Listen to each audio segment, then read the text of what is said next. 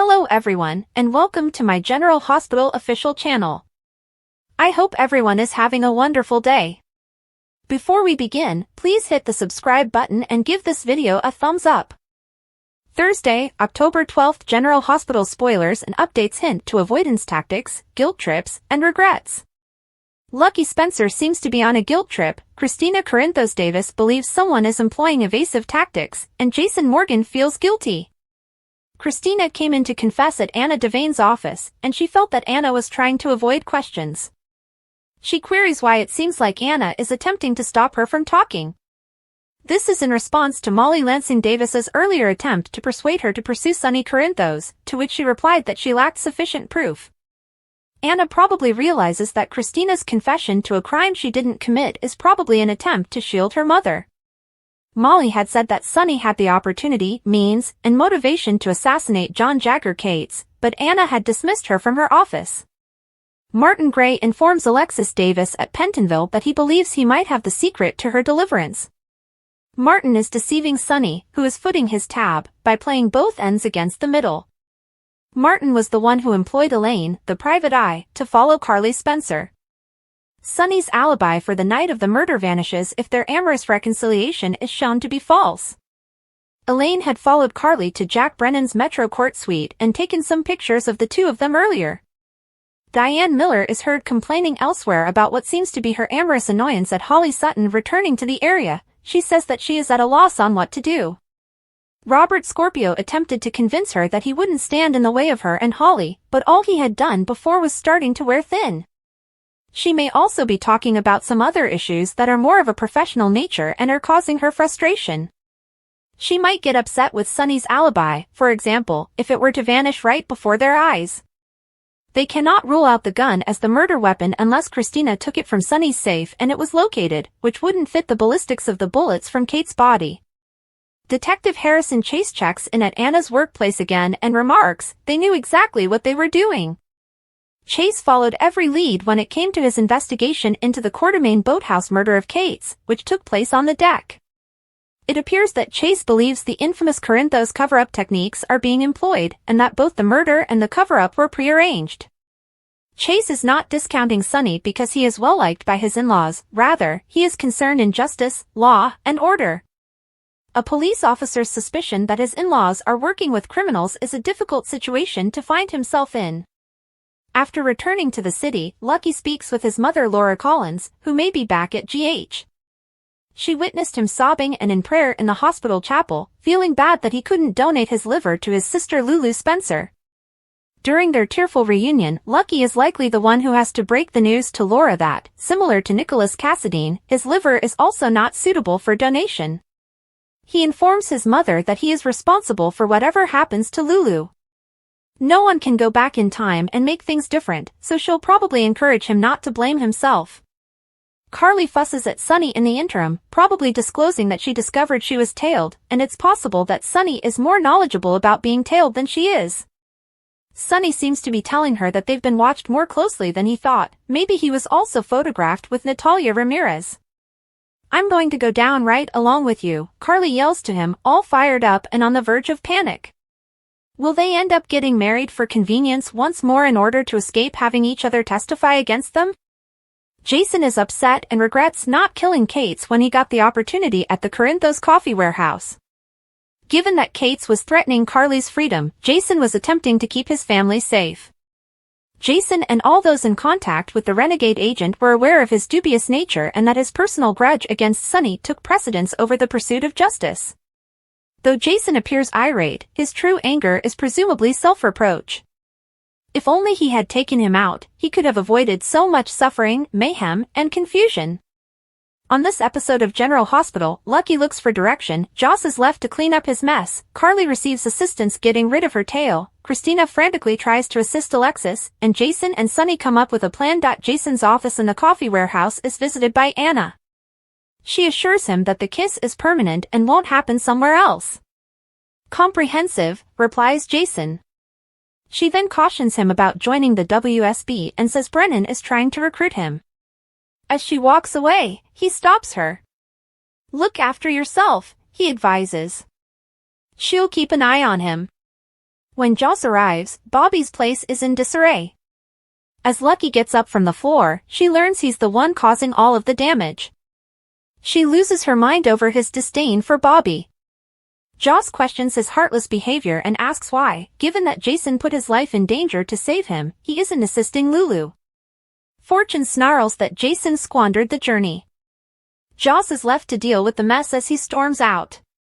Joss glares slack-jawed at Lucky at Bobby's. Natalia visits Potsalos to talk to Sonny about business. He flashes his dimples, but she wants to act professionally because she feels too at ease with him. He persuades her to acknowledge that she wants to know him further, but there are several difficulties associated with his intricate connections.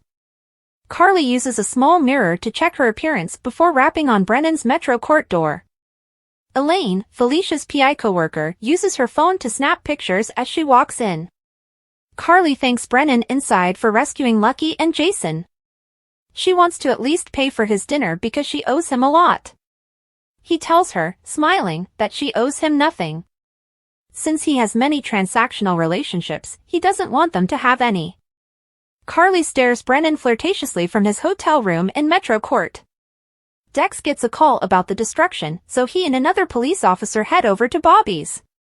Joss tells the senior officer that she doesn't want to submit a report because it's a family matter. The police depart as she and Dex exchange looks. Lucky visits the warehouse and runs into Jason. To leave that place, he needs a passport. That implies Jason realizes that Lucky cannot be a suitable donor for Lulu. Jason ponders whether or not he should hold off on seeing Laura. The disappointment in her eyes is something Lucky doesn't want to see. Moreover, he struggles to say goodbye. Jason, speaking from personal experience, says his family will be destroyed. When Anna arrives at her office, Molly is already there. Molly requests that she revive the inquiry into John Cate's murder and apprehend Sonny Corinthos, the true murderer. She's out of her control, says Anna.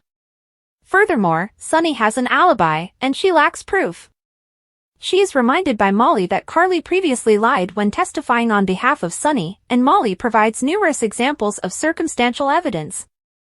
Anna restates that the FBI is currently in charge of it. Molly storms out, wondering whether all of her talk of justice is just talk. It should come as no surprise that Lucas's ex-husband Brad was among the first persons he saw upon returning to General Hospital. After all, the former con artist got hired back at the hospital shortly before Lucas came back to work as a trauma surgeon. Furthermore, the show couldn't resist the drama that would ensue from Lucas and Brad running into each other given their complicated past. Drama, though, isn't exactly what transpired at that encounter because Lucas was quite explicit in saying that while he doesn't detest Brad, he doesn't want to interact with him in any way outside of work. At all. That appeared to be very clear-cut, but as everyone knows, that's not always the case in Port Charles. And in an interview with Soap Opera Digest regarding his involvement with the show, Van Hansis, who recently assumed the role of Lucas, made that very evident. There is a lot of history there, too, despite the hurt that Lucas feels because of Brad, Hansis said. You can feel multiple things at once, right? The actor said. Additionally, I believe that Brad is among the people who know Lucas the best, despite the damage that Brad has caused Lucas. I'll add that there are a lot of contradictory emotions present. When Lucas came back, we guessed that was pretty much inevitable, if not outright loathing for Brad, then at least some forgiveness for stealing the baby. Because empathy can soften comprehension, and once that happens, forgiveness might also occur.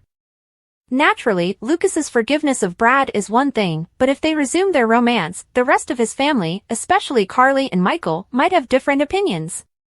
Lucas really doesn't need to irritate them, but it may be minuscule in comparison to what's about to happen to him. It's been such a blast to be here and to be working with all these awesome people both in front of and behind the cameras, Hansis said to SOD, and I'm diving into a really exciting storyline.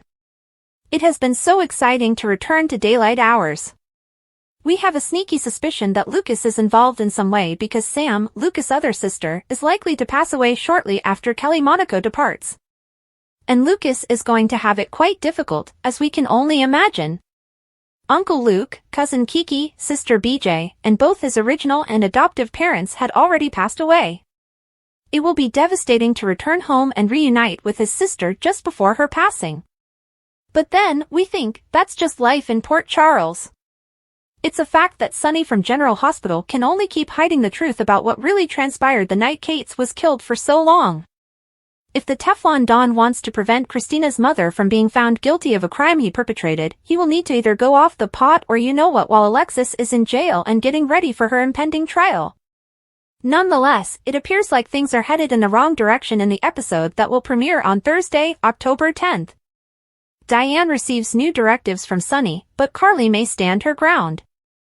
After all, his recent behavior implies that I'm going to go down right along with you, as she informs him in the video below.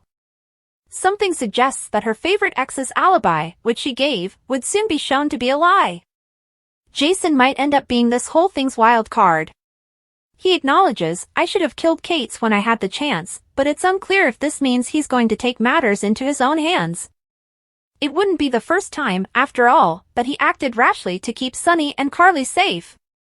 Regarding Alexis, a visit from Martin offers Heather's roommate some optimism. Laura and Lucky's reunion in another scene looks to be quite special. Can she persuade her son to stay in Port Charles now that she is aware of his return? Or will remorse over his failure to save Lulu's life, damn parasitic liver infection, make him flee the nation and the town? Sidwell told Anna, Jason, Lucky, and Holly the new regulations to the game. Jason and Anna would both survive if Jason prevailed in a card game. Holly and Lucky would be able to survive if Lucky prevailed. They would all perish if Sidwell prevailed.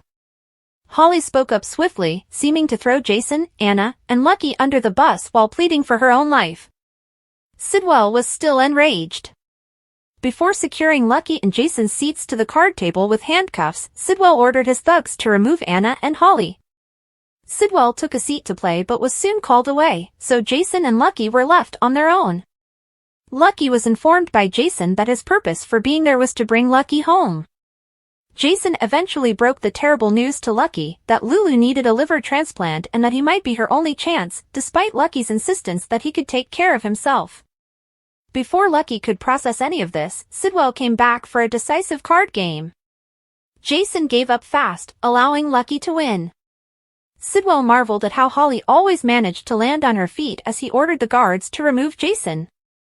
Admire B&B, Days, General Hospital, or other soap operas. Participate in the discussion on our SC boards. To interact with fans and start a conversation right now, click this link. When Holly and Anna were alone in a cell, Anna questioned why Holly had not attempted to assist Lucky earlier. Holly clarified that she was unaware that he needed to give Lulu a portion of his liver. Holly was enraged because Anna and Jason had disrupted all her plans to gain millions from Sidwell. Anna urged Holly to have Robert tell Robin how much Anna loved her since she was certain that Holly would live and Anna would die. After their marriage, Holly remarked to Anna that it had been the sweetest time in my life. Anna observed that Robert was satisfied with Holly. But if you pass away here, Robert will never be content again. I just can't think out a way to prevent it, Holly said. At that moment, the guards showed there and dragged Holly outside while throwing Jason in the jail. Jason expressed his regret to Anna for the game's loss. I knew you would, a knowing Anna remarked. Anna quickly lost it and started to wonder if they would survive. Jason tried soothing Anna, but then he threw caution to the wind and planted a kiss on her. Sidwell was back in the poker room, threatening Holly and ready for another round. As Lucky hurried to free Sidwell from his handcuffs, Holly finally gave him a slap across the cheek. Holly reached for Sidwell's revolver, but as soon as Lucky removed his handcuffs, Sidwell smacked it out of her hands. Stella ran into a thoughtful Tracy in the park. Tracy sat there looking glum while Stella babbled on about the weather. Tracy was unhappy that Stella had come for their appointment on time, which Tracy considered late. Stella became irritated as she saw Tracy wasn't genuinely upset about being late. At last, Tracy acknowledged that she was displeased with two employees at Quartermain because they were insubordinate and ill-mannered. Stella concurred that employees shouldn't act in such a way while on the job after Tracy revealed that Sasha had hosted a brunch for Cody's family. But Tracy had to acknowledge that Sasha and Cody had taken the day off to attend the brunch. Stella realized right away that Tracy's true issue stemmed from her feelings for Cody. Tracy promptly disclaimed to be in love with Cody. Stella expressed her opinion that Tracy shouldn't feel that way, but she could understand if she did. "That Cody's a tall drink of water," Stella said in jest. Thanks for watching. If you like this video, so please don't forget to subscribe my channel and don't miss any update.